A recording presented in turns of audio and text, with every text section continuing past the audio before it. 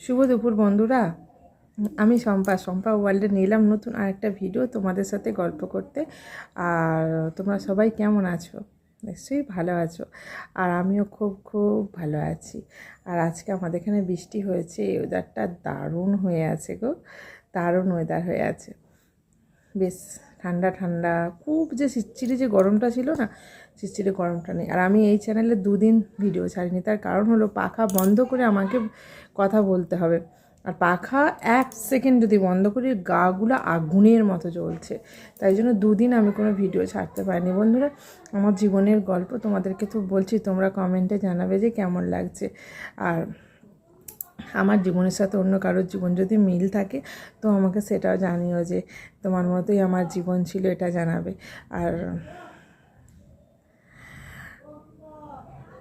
আমার যখন বিয়ে হয়েছিল তখন আমার বাবা আমাকে দিয়েছিল, মানে বাড়িঘর, এদের খুব ভালো বাড়িঘর, বড় বাড়িঘর সব দেখে দিয়েছিল, পুরো জয়েন্ট ফ্যামিলি সব দেখে আমাকে বিয়ে দিয়েছিল। সেটা না, বিয়ের পর কাউকে খারাপ বলবো না, আমি কাউকে খারাপ না, সবাই ভালো, আমাকেও তো ভালো হতে হবে, তাই না তাই না? সেটাই। যাই হোক, কাউকে খারাপ বলবো না। তো বিয়ের পর বেশি দিন ছিলাম না একসাথে। তারপর এমনিতে আমার শাশুড়ি মা নেই, শাশুড়ি মা থাকলে একটা সংসারকে বেঁধে রাখে, শাশুড়ি মা ছিল না।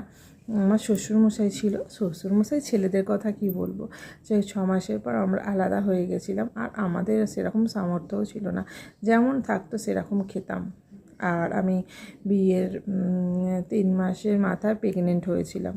তো আমার সেই মানে পুরো আলাদা হয়েছে জার্নিটা ছিলাম প্রেগনেন্ট।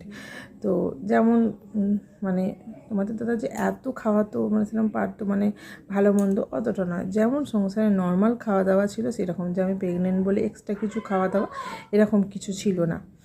আর যাই হোক, ঠিক আছে, কোনো অসুবিধা নেই।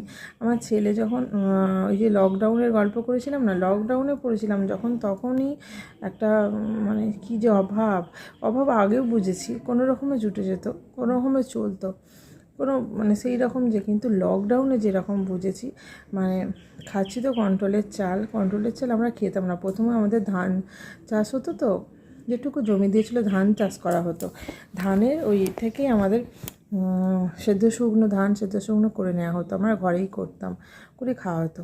আর সেই চাল খাওয়া হতো। তারপর তোমাদের দাদা যখন প্রথম কাজে লাগলো, তখন তো বলেছিলাম 1900 টাকা মাইনে, তখন চাল কিনা আনছে, আর সময় পায় না, তোমাদের দাদা আমি দুজনে করতাম, আমি একা পেরে উঠি না, ছোট ছেলে নিয়ে চাল লাগছে, ছোট ছেলে নিয়ে পেরে উঠতাম না, কেনা হতো, কেনা খেতাম, কেনা বলতে অনেক দাম, কমাই চাল খেতাম এই লকডাউনে। তারপর আস্তে আস্তে মোটামুটি ভালো চালই খেতাম। লকডাউনে কন্ট্রোলের চাল আমরা কোনো দিন খাইনি, কন্ট্রোলের চাল একটা গন্ধ ছাড়ে। কন্ট্রোলের চাল যখন লকডাউনটা হলো তখন কন্ট্রোলের চাল খাচ্ছিলাম বন্ধুরা, খেতে পারিনি বন্ধুরা, এত গন্ধ। ঠিক আছে, চলে যাচ্ছে, খেয়ে দিয়ে বেঁচে তো আছি, কোনো অসুবিধা নয়। সে যাই হোক, কত লোক কন্ট্রোলের চাল খাচ্ছে, সেটাতে কোনো অসুবিধা নেই, ঠিক আছে, খেয়েছি। কন্ট্রোলের চাল তো কী হচ্ছে, সেটা তো চালই, খেয়েছি, কিন্তু আর্থিক দিক দিয়ে প্রচুর কষ্ট পেয়েছি। তারপর কী হলো, বাড়িতে পড়লো বাড়িতে বাজ পড়েছিল বন্ধুরা, তখন তোমাদের দাদা ছিল বাইরে, বাড়িতে বাজ পড়ে পুরো চতুর্ধার ফেটে ফুটে গেছিলো। আর আমার কানে মানে যেই সময় বাজটা পড়েছে হঠাৎ, মানে এইরকম গুড়ি গুড়ি বৃষ্টি হচ্ছে, কোনো মেঘ ডাকা নেই, কিচ্ছু নেই।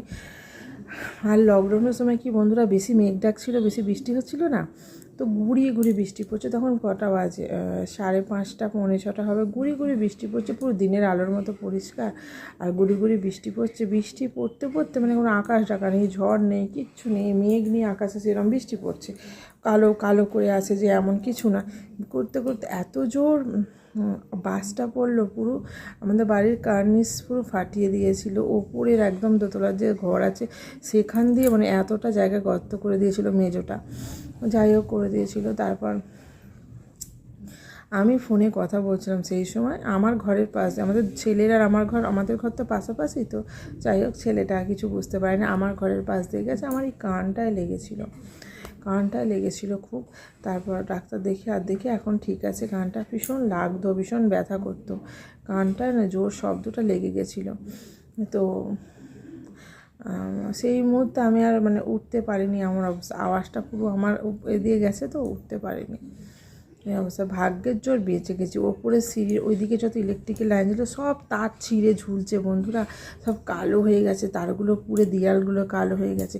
কিন্তু একটা ভালো লক্ষণ কী ছিল বন্ধুরা জানো? ভালো লক্ষণ ছিল তো যখন বাসটা পড়েছে, চতুর্ধার দিয়ে ঘুরেছে, বেরিয়ে গেছে, ওপরে সিঁড়িঘর যে দরজা ছিল সেই সব অ্যালুমিনিয়ামের সিটে সেসব ফুটো ফুটো করে দিয়েছে, বেরোবার জন্য চেষ্টা করেছে, একদম উপর দিয়ে বেরিয়ে গেছে যে একটা পিলারটা পুরো লাল হয়ে গেছে, তামাটে কালার হয়ে গেছিলো।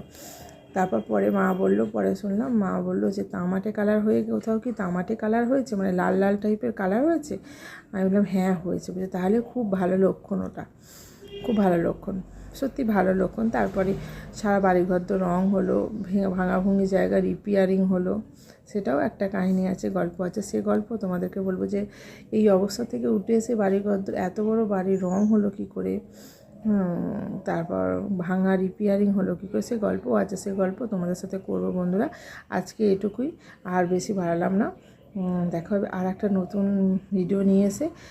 চলো টাটা বাই বাই, সবাই খুব ভালো থেকো।